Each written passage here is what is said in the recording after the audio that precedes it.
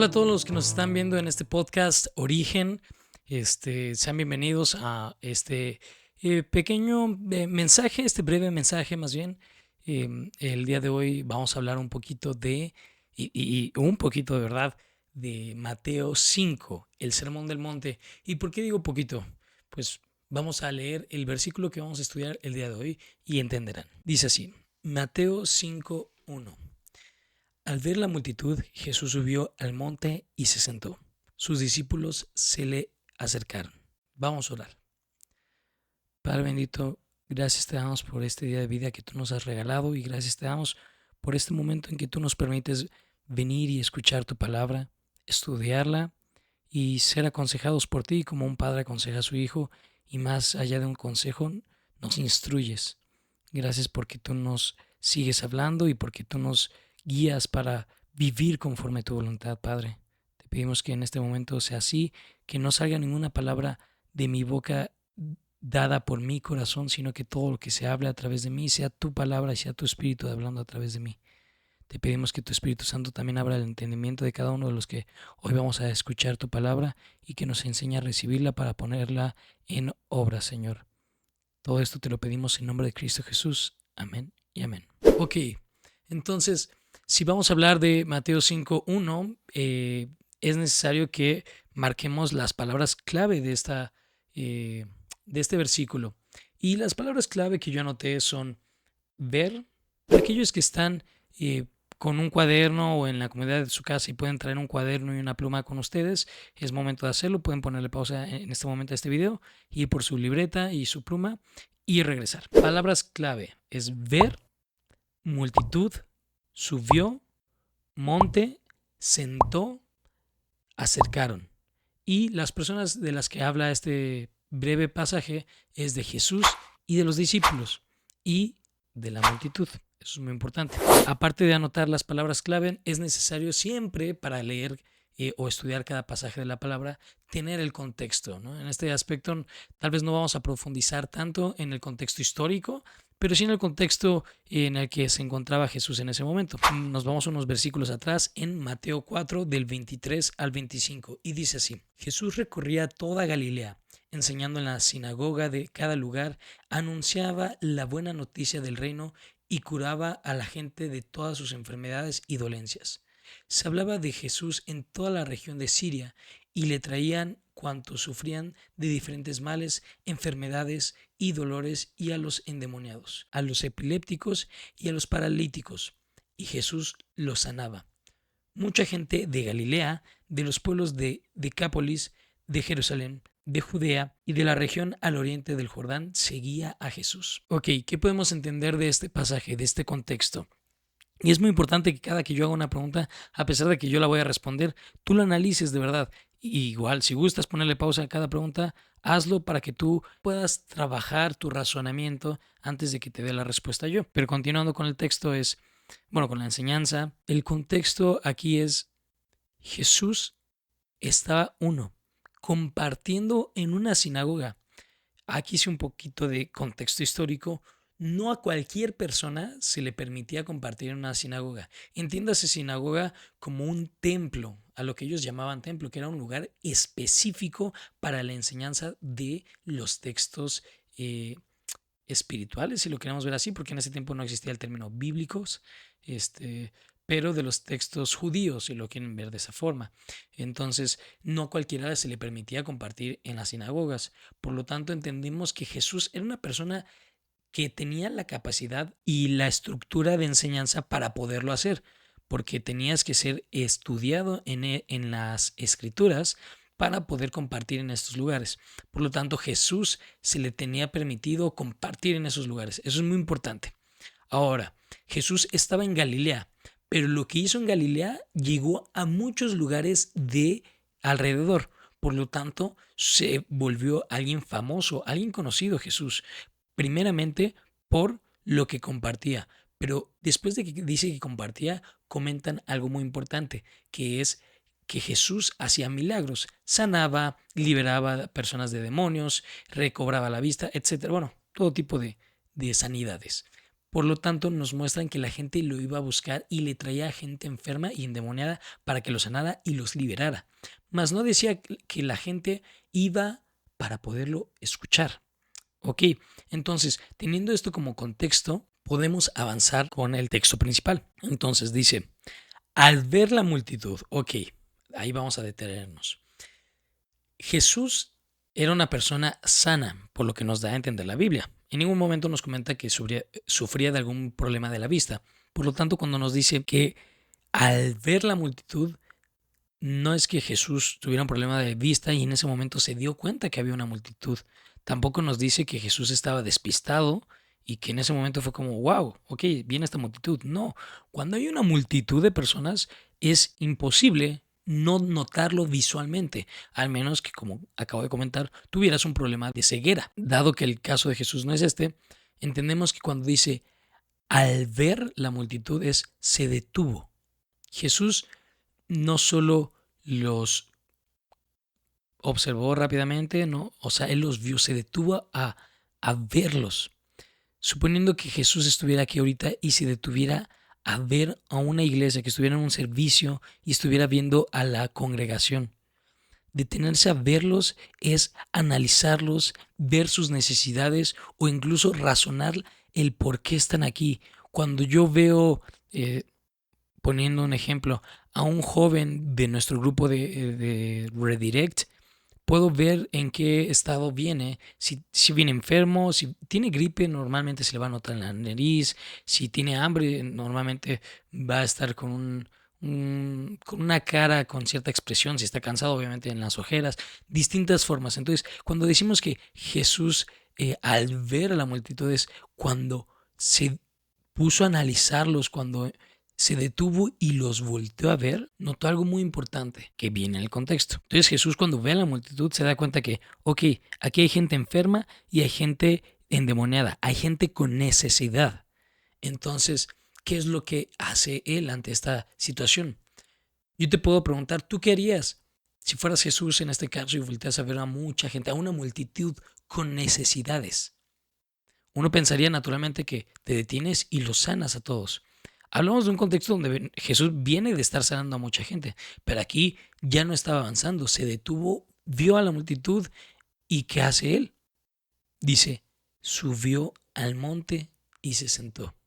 Ok, subió, podemos decir que literalmente es el hecho de subir, de ir hacia arriba.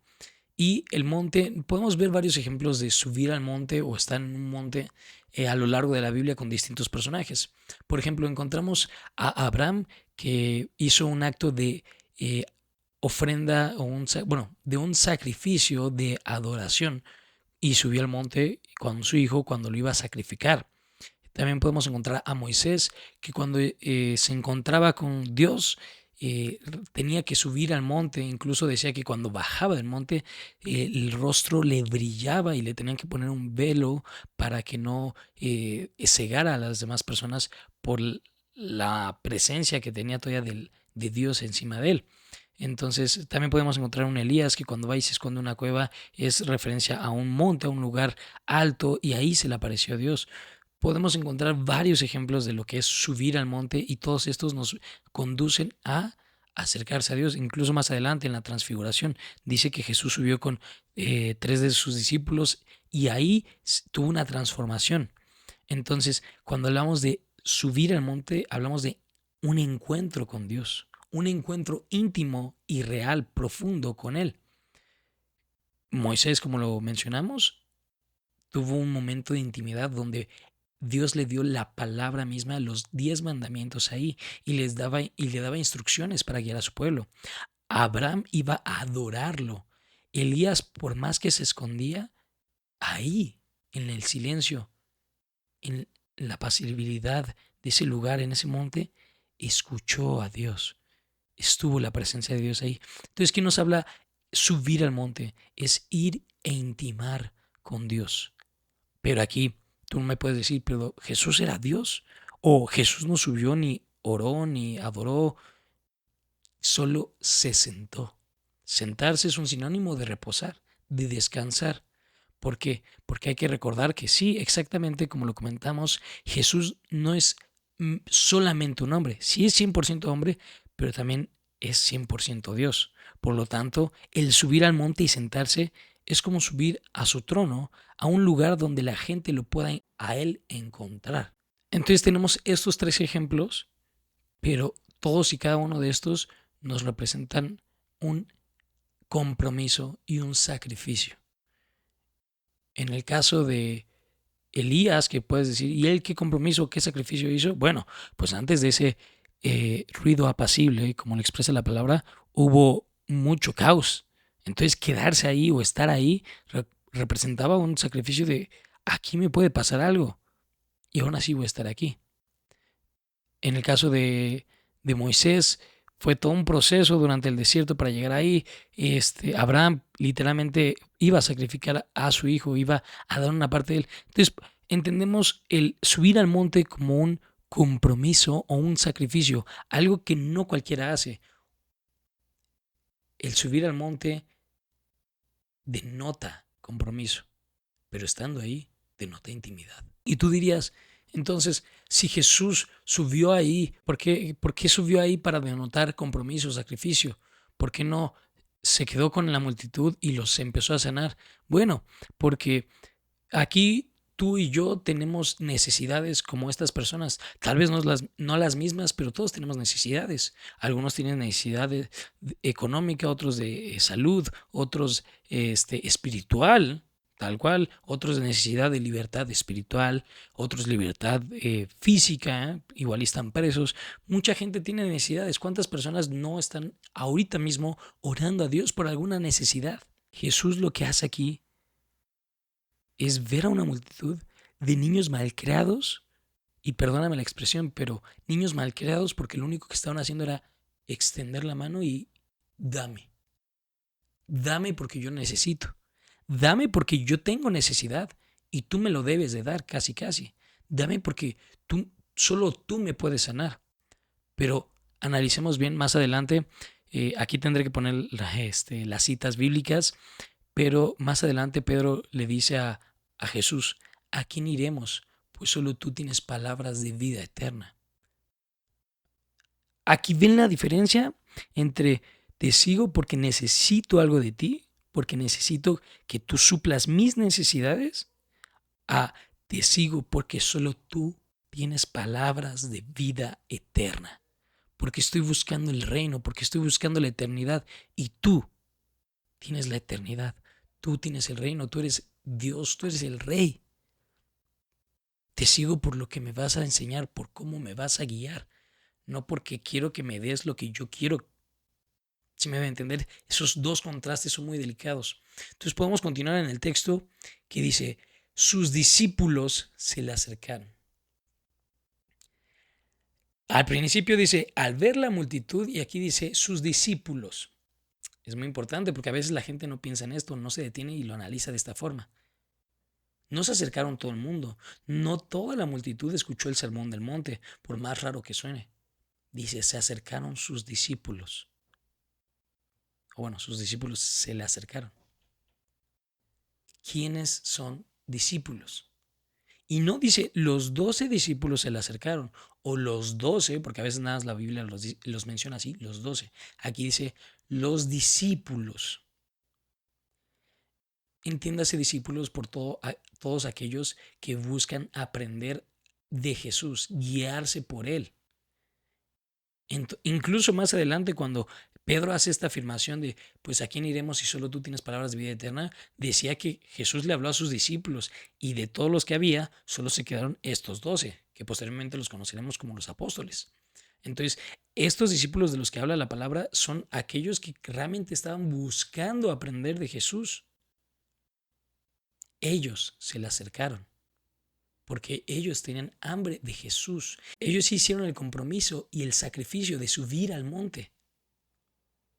Ellos buscaron sacrificar su comodidad, no buscar su necesidad ni sus caprichos, por buscar intimidad con Jesús, por buscarlo a Él, por quien es Él. ¿Sí me voy a entender? Entonces, aquí la pregunta que te hago es tú qué eres, multitud o discípulo. Si eres discípulo, debe de haber compromiso. Si eres discípulo, debe de haber sacrificio.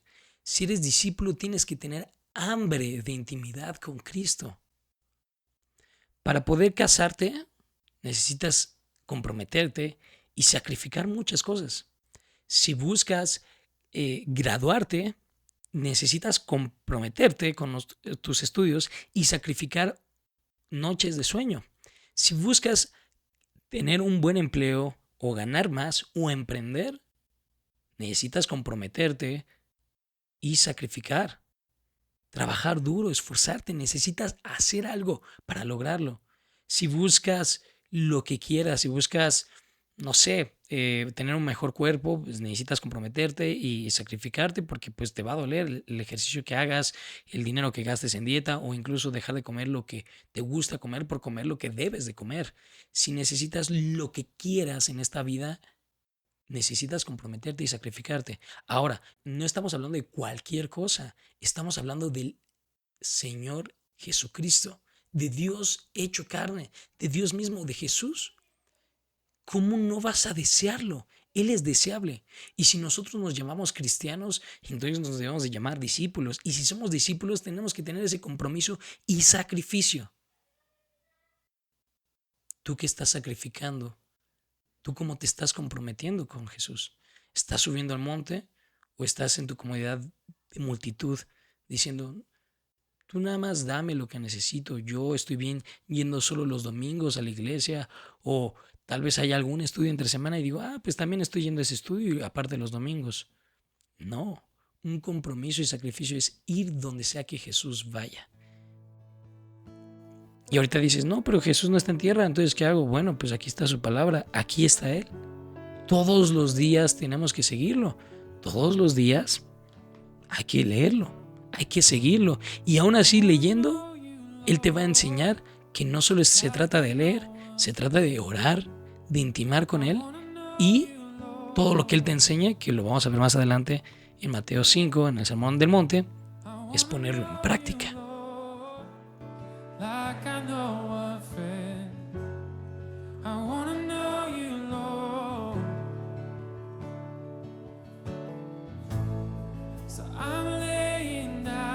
Hasta aquí el mensaje del día de hoy. Muchas gracias por todos los que nos están escuchando y viendo. Pues vamos a orar para cerrar este breve mensaje. Señor, te pedimos perdón porque hemos sido de la multitud, porque no hemos sido siervos fieles, discípulos fieles que se comprometen y se sacrifican por estar contigo, por seguirte, por buscar tu instrucción, por buscar tus palabras, Señor. Perdónanos porque no hemos sido fieles a ti como tú lo eres con nosotros. Señor, te pedimos que tú nos transformes, que nos cambies, que tu Espíritu Santo nos redarguya, nos corrija para poder caminar conforme tu voluntad. Te pedimos que nos llenes de amor, que nos traigas de ese amor que nos apasiona y pone nuestro deleite en ti, Señor. Te pedimos que nos guíes para buscarte conforme tú lo pides. Tampoco se trata de subir al monte por querer cumplir con cierta responsabilidad cristiana, Señor. No, lo que te pedimos es que nos des este querer como el hacer, de amarte y desearte y por lo tanto buscarte en intimidad y buscar hacer lo que es de ti, Señor. Te pedimos todas estas cosas y yo te doy gracias por la vida de mis hermanos que están viendo este mensaje, que lo están escuchando. Señor, gracias. Bendícenos y ve con nosotros a donde sea que estemos, Padre, y que nosotros vayamos a donde tú quieres que vayamos. Oramos todo esto en el precioso nombre de Cristo Jesús. Amén y amén. Muchas gracias por haberse conectado, por haber escuchado este breve mensaje, pero muy profundo. Y bueno, síganos, suscríbanse y denle like a este episodio si les gustó. y comenten lo que Dios les haya compartido. De la misma manera, les invito a que estudien esta palabra a mayor profundidad, que estudien el Sermón del Monte y que estén al pendiente de este podcast para los siguientes mensajes, testimonios. Hay mucho más que vamos a estarles compartiendo por este medio. Y bueno, también síganos en nuestras redes sociales como Redirect en Facebook y en Instagram. Y bueno, que Dios los bendiga a todos ustedes. Nos vemos en el próximo video.